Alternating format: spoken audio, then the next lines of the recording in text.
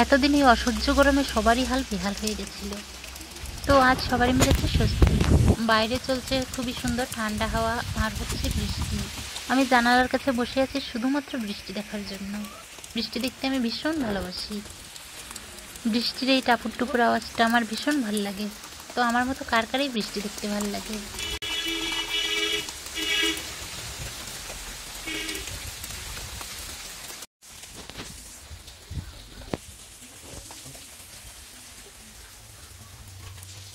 আজ তো ভালোই ঠান্ডা পড়েছে, তাই ভাবছি অনেকদিন পিঠা করি না, আজ একটু পিঠা করব। আর এই বৃষ্টিতে পিঠা খেতেও ভাল লাগে। এখানে আমি ছোট প্যাকেটের 1 প্যাকেট সুজি নিয়েছি।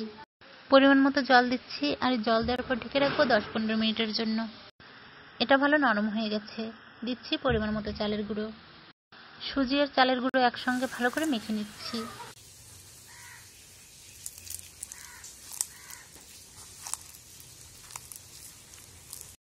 পরিমাণ মতো কলা নিয়েছি। এই কলাগুলো আমাদের গাছের কলা। কলাগুলো ভালো করে চটকে নিয়েছি। এর ভেতর দিয়ে দিচ্ছি পরিমাণ মতো চিনি আর নুন।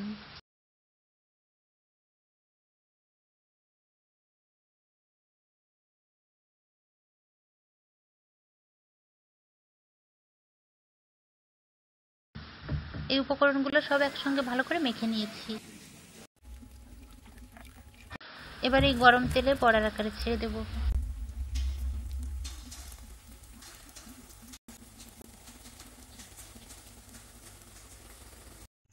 এই পিঠ হয়ে গেছে, এখন উল্টে দেব।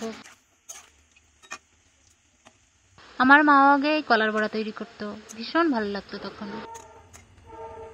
মায়ের হাতের সবকিছুর স্বাদই আলাদা হয়ে থাকে। এগুলো আবার একটু উল্টোপাল্টা করে নেব।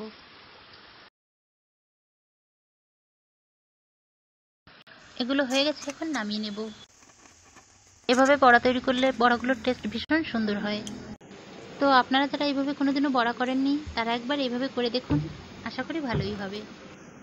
এই বড়ার টেস্টটা ভীষণ সুন্দর। দেখতে যেমন সুন্দর হয়েছে, খেতেও তেমন সুন্দর। আমাদের বাড়ির সবারই এটা ভীষণ পছন্দ।